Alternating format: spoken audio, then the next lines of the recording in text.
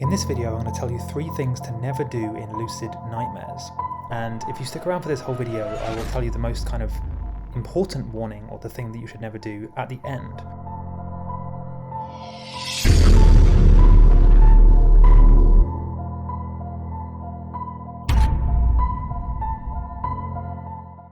So you've got to bear in mind that lucid nightmares don't happen that often, but they do affect a significant amount of people. So let's just get right into it. The first thing you should never try and do in a lucid nightmare is to try too hard to regain control. So what happens when you have a lucid nightmare is that you lose control of the dream. You're often lucid to begin with. Maybe you do a reality check, you spin around and you stabilize the dream to some degree. But then what happens is something will happen in the dream that will cause you to lose control. Maybe it's something entering the dream scene, a dream character, something happens to you, or maybe it's even a sleep disturbance in real life that translates into the dream. And this has happened to me many times, especially if you're traveling or in a noisy room.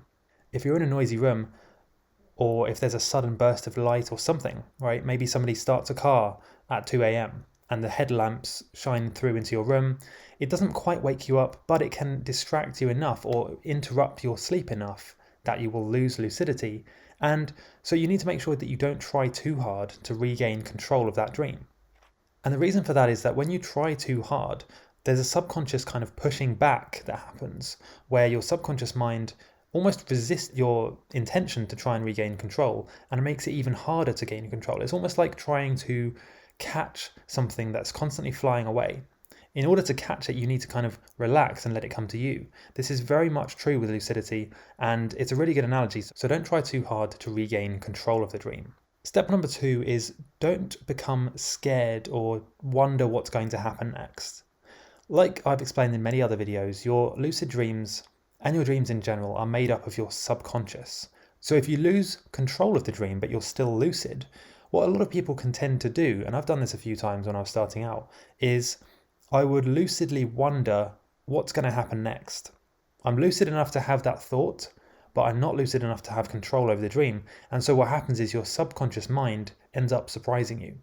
And that surprise can be either good or bad, but usually when it's left to your subconscious mind to decide what's going to happen, it might not always be a good thing. And that's what can make lucid nightmares so scary, is that you don't know what's going to happen next. And when something does happen, if it's not something you want or like, it can be a scary experience because you're going to feel like you're trapped in the dream. That's the definition of a lucid nightmare. You're almost feeling like you're trapped in the dream. And no matter what you do, you can't escape that dream. So really try and focus hard. When you lose control of the dream, but you still have lucidity, focus a lot on making sure that you don't wonder what's going to happen next. Try and decide what's going to happen next and expect it to happen. Instead of wondering,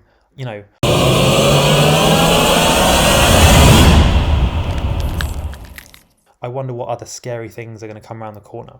That's a recipe for disaster. Before we get on to the last one, which is probably the most important one, just try and subscribe to the channel right now, turn on notifications, because I post videos 1 to 2 times a week about lucid dreaming. And also make sure to scroll down and leave a comment letting me know what your scariest lucid nightmare was. And also, I'm actually really curious about something, so settle this debate in my head that I've been having going on. What is better, a normal nightmare or a lucid nightmare, and why? Leave a comment down below. Okay, so the last and probably the most important thing you should never do in a lucid nightmare is to try and wake yourself up. Now you might be thinking, surely if it's a nightmare, the best thing you can do is to try and wake yourself up to end the nightmare. Absolutely not.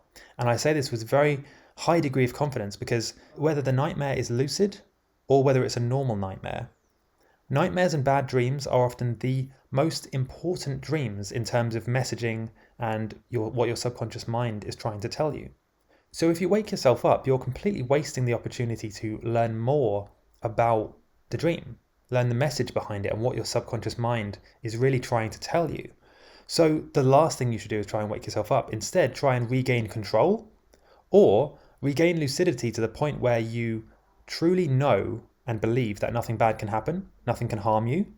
And at that point, it doesn't matter if you wake up or if something bad happens, because you know it's a dream. So, and I've had many lucid dreams or lucid nightmares like this, where I've been aware so deeply that it's a lucid dream, but I've not necessarily had control over the dream.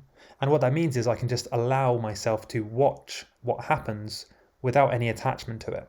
It's a very interesting way of understanding your dreams and of getting like a deeper meaning from them. So please, if you didn't do it before, make sure to subscribe to the channel and leave a comment telling me whether you think it's better to have a lucid nightmare or just a normal nightmare, or maybe even no nightmare at all, and let me know why.